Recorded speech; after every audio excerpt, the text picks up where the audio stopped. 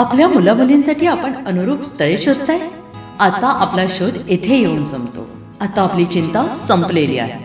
आपल्या मुलामुलींसाठी अनुरूप जोडीदार शोधण्याचा निवडण्याचं एकमेव केंद्र शादीबंधन वधूवर सूचक केंद्र. या संस्थेमध्ये सर्व समाजातील 70,000 पेक्षा जास्त स्थळे नोंदणी असलेले असे शादीबंधन वधूवर सूचक केंद्र.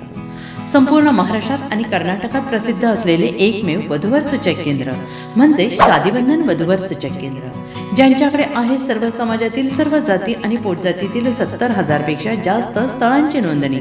आपल्या इच्छेप्रमाणे वर्गवारी करून अनुरूप स्थळे निवडण्याची सुविधा. एक वेळा जोडले जा आणि आपलं जीवन सफल करून घ्या. हजारोंनी याचा लाभ घेतला आहे. आपणही आपल्या मुलामुलींसाठी, विधूर, विधवा, वयस्करांसाठी योग्य स्थळांची निवड करा. एक सुवर्ण संधी घेऊन येत शादीबंधन. आजच संपर्क करा. शादीबंधन वधूवर सूचक केंद्र, लोकसंदेश न्यूज ऑफिस समोर, महाराष्ट्र स्क्रॅप जवळ, 100 फुटी road, Sangli. Pincode 416 customer care number 9922864545. आमच्या वेबसाईटवर स्थळे पहा. आमची वेबसाईट आहे www.shadibandhan.in.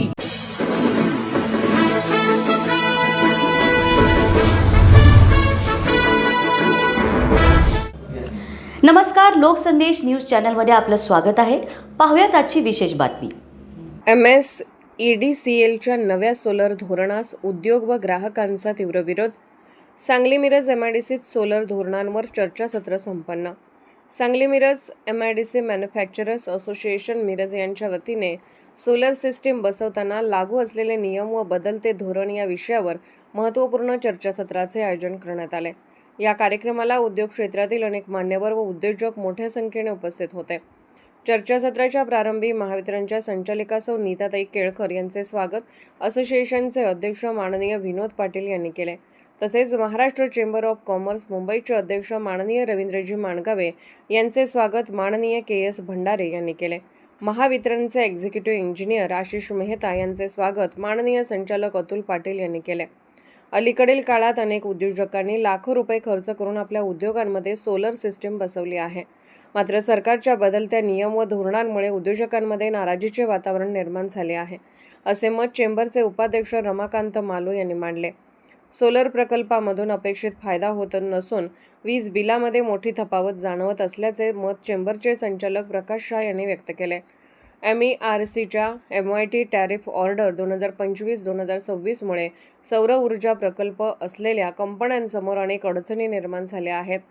ग्रेड सपोर्ट चार्जेसमुळे प्रति युनिट 1.96 रुपयांचा अतिरिक्त भार पडत असून हे शुल्क उत्पादित होणाऱ्या सर्व विजेवर आकारले जात असल्याने त्याच्या न्याय्यतेवर प्रश्न उपस्थित होत आहे, असे चेंबरचे संचालक रमेश आरवाडे यांनी सांगितले.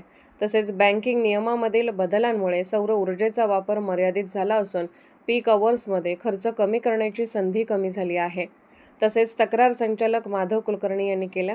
याशिवाय रात्रीच्या वेळेत मिळणारी 10% वीज सवलत रद्द करण्यात आल्याने उद्योगांवर अतिरिक्त आर्थिक ताण येत आहे. 1 जुलै 2025 पासून टॅरिफची पूर्वलक्षी अंमलबजावणी केल्याने उद्योगांना अनपेक्षित आर्थिक बोजा सहन करावा लागत असून गुंतवणुकीवरील विश्वास डळमळीत होत आहे. या सर्व बदलांमुळे MSME व औद्योगिक ग्राहकांच्या विजेच्या खर्चात 20 ते 30% वाढ होण्याची शक्यता अध्यक्ष विनोद पाटील यांनी व्यक्त केली. इतर राज्याच्या तुलनेत महाराष्ट्रातील वीज दर जास्त असल्याचे मत पलूस येथील उद्योजक सूर्यकांत नलवडे यांनी मांडले. तसेच वीज दर कमी केल्याशिवाय उद्योग महाराष्ट्रात टिकणार नाहीत, असे मत संचालक दीपक बाबा शिंदे यांनी व्यक्त केले.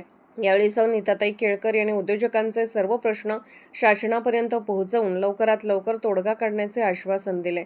तसेच चेंबर ऑफ कॉमर्स मुंबईचे अध्यक्ष रवींद्रजी माणगावे यांनी महाराष्ट्र चेंबर ऑफ कॉमर्सच्या वतीने हे प्रश्न सरकारसमोर ठामपणे मांडले जातील. उद्योजकांच्या अडचणीसाठी प्रसंगी कोर्टात दाद मागू असे सांगितले. या कार्यक्रमासाठी महाराष्ट्र चेंबर ऑफ कॉमर्सचे उपाध्यक्ष रमाकांत मालू, प्रकाश शहा, रमेश आरवाडे, अतुल पाटील, संजय खांबे, KS भंडारे, हर्षल खरे यांच्यासह अनेक उद्योजक उपस्थित होते. अशाच विशेष घडामोडींसाठी आमच्या YouTube चॅनलला सबस्क्राईब करा, Facebook पेजला लाईक करा आणि Instaला फॉलो करा.